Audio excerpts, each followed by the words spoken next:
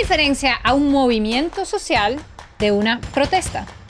¿Qué condiciones deben existir para que nazca y crezca un movimiento social? ¿Qué etapa suele atravesar un movimiento social y qué podemos aprender para hacerlo cada vez mejor? Las etapas son, por casualidad, quejarse, protestar y luego venir con un concierto.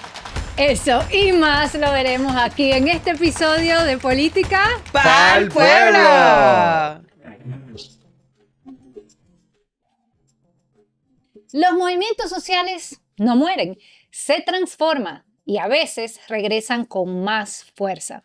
O por lo menos eso plantea el cientista político Sidney Tarrow, uno de las personas que más ha estudiado los movimientos sociales, y a través de él, así como de otro cientista político estadounidense, Charles Tilly, vamos a analizar hoy qué son los movimientos sociales, qué los caracterizan, cuáles son sus fases y qué podemos aprender de su análisis. Pero antes de hablar de movimientos sociales, te doy oficialmente la bienvenida a tu podcast Política para el Pueblo, el podcast de la Escuela Política, donde te enseñamos lo que no te enseñaron en la escuela, porque el conocimiento político nos empodera.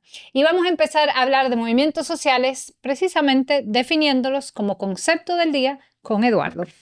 Quiero que prestemos mucha atención a esta definición de Sidney Tarrow, justamente uno de los guruses del análisis de los movimientos sociales, porque aquí están dadas las coordenadas de entender a cabalidad qué es un movimiento social.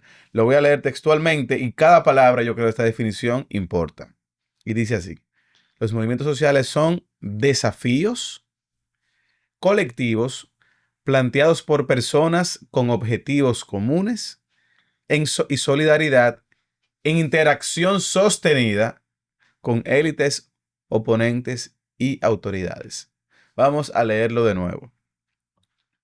Son desafíos colectivos planteados por personas con objetivos comunes y en solidaridad en interacción sostenida con élites, oponentes y autoridades. Vamos a desglosar eso. Esa es la definición de movimientos sociales que hace Sidney Tarrow en su libro Power in Movement, El Poder en Movimiento, del 2011.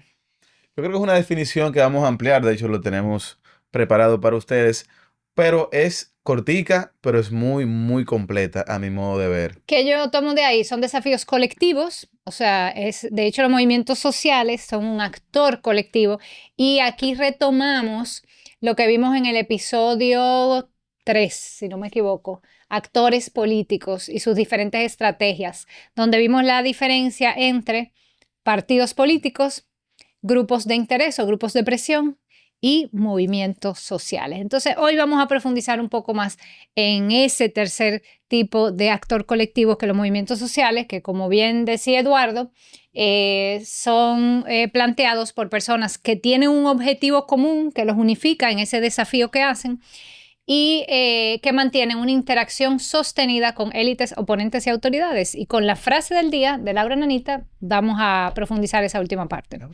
Los movimientos sociales no son simplemente expresiones de descontento, sino formas de acción política que emergen bajo condiciones específicas de cambio social y oportunidades políticas. Esa frase la escribieron en conjunto, fue un remix ahí entre los dos, de que Charles Tilly and Sidney Tarrow. Yes. Y esa frase habla de las condiciones específicas que tienen que pasar en una sociedad para que surja un movimiento social. Tú sabes, en estos días yo conversaba con alguien que me decía, óyeme, tanto que se protestó contra la corrupción en Marcha Verde y ahora hay escándalos de corrupción y nadie sale a protestar. Hay que ver cuáles son las condiciones que permiten que un movimiento social emerja. Vamos a entrar ahí. Pero yo pensé que esa frase iba a retomar. Yo quiero retomar la definición de Eduardo de la última parte, que habla de interacción sostenida con élites y oponentes, porque los movimientos sociales, interacción, hay quienes hablan incluso de que es como un diálogo. Un movimiento social es un diálogo permanente entre ese grupo colectivo que tiene un objetivo común, que toma una acción, y esas élites, oponentes, autoridades del Estado que responden. Entonces, los movimientos son dinámicos, persisten en el tiempo y generan un devenir, generan un devenir, no son estáticos. Entrando ya en lo que leía Nanita, cuáles son las condiciones específicas para que surja un movimiento social, dice Sidney Tarrow que los movimientos sociales requieren ciertas condiciones para que surjan y para que se puedan mantener. Específicamente 4 condiciones, y vamos a verlas brevemente. Número 1, oportunidades políticas o ventanas políticas. ¿De qué estamos hablando cuando hablamos de ventanas políticas? De factores del entorno, de la situación, de la coyuntura, que estimulan o propician la movilización de personas. Vamos a ver ejemplos. Movilización de personas. Esa es la ventana de oportunidad de la que Ajá. hemos hablado mucho. Ventana de oportunidad. Bueno, un caso quizás que hay que mencionar, diría yo, por ejemplo, Cuba en el 2021 tuvo de las revueltas más importantes en los últimos 20 años. Ujú. Y eso fue un movimiento, digamos, social que estaba latente, quizás revolvió de nuevo en ese momento, pero no hay una ventana de oportunidad de verdaderamente hacer cambios muy estructurales en Cuba. Entonces, ese movimiento ahora mismo, digamos, Cuba ahora mismo está muy debilitada, hay mucha escasez, las personas están emigrando. Pero ¿cuál fue la ventana de oportunidad que generó la movilización? En ese momento la ventana de oportunidad fue que el Internet se había aplicado no hace mucho y el gobierno liberalizó un poco el tema de la comunicación y ya había Internet más expandido y eso permitió que las personas pudieran empezar a publicar dónde estaban las marchas. Aquí en Miami, aquí en Santiago de Cuba, aquí en La Habana. Esa fue una ventana de Eso fue una oportunidad. ventana de oportunidad. En República Dominicana, por ejemplo, se empezó un ciclo de movilización fuerte a partir de 1978. ¿Por qué? ¿Cuál fue la ventana de oportunidad que permitió un nuevo auge de las movilizaciones sindicales, sociales, populares? ¿Qué pasó en 1978? La transición democrática. El gobierno del PRD, la salida, el fin de los 12 años de Balaguer, la salida de Balaguer del gobierno y la llegada de un nuevo gobierno que permitió las libertades civiles y políticas, el regreso de los exiliados, la liberación de la cárcel de los presos políticos. Eso generó las condiciones o la estructura de oportunidades, las ventanas de oportunidades para la generación de movimientos sociales, de mayor movilización. Eso fue una ventana de oportunidad. ¿Se te ocurre otra, Nanis? Sí, pero otra ventana, yo creo que es lo que pasó en Los Ángeles recientemente.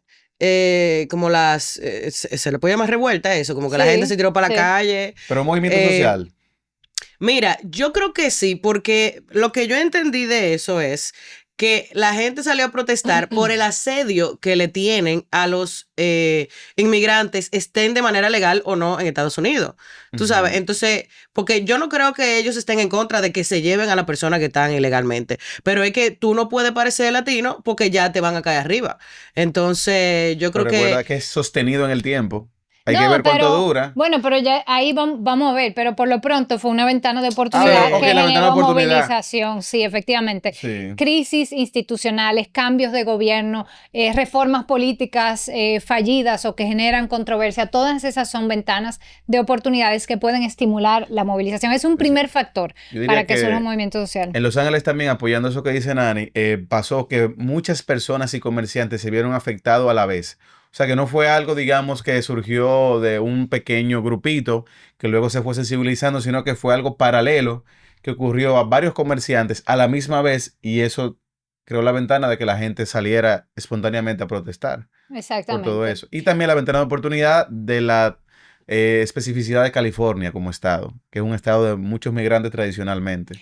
Ok, voy a conectar eso con la segunda condición que plantea Sidney Tarrow para que pueda surgir un movimiento social, además de la ventana de oportunidad, que son las redes sociales preexistentes, es decir, espacios de organización, de vínculos sociales, de redes entre personas que permiten canalizar una acción colectiva. ¿De qué estamos hablando? ¿Qué tan organizada está la sociedad?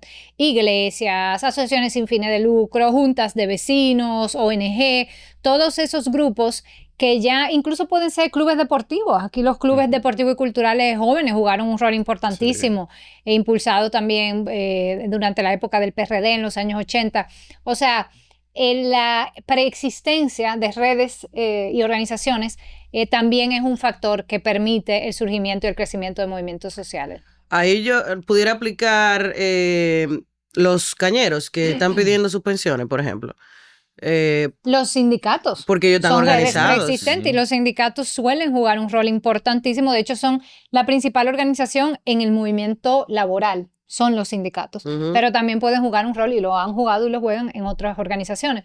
Como bien, ese era uno de los puntos que nos planteaba con mucha fuerza María Fernanda en el episodio que hicimos sobre los sindicatos, que ella decía, no es solo la defensa de los derechos de los trabajadores, los sindicatos juegan un rol fundamental en sentido amplio, en toda la defensa de derechos en una democracia. Y en parte es por eso, porque crean una red preexistente que puede activarse frente a una ventana de oportunidad.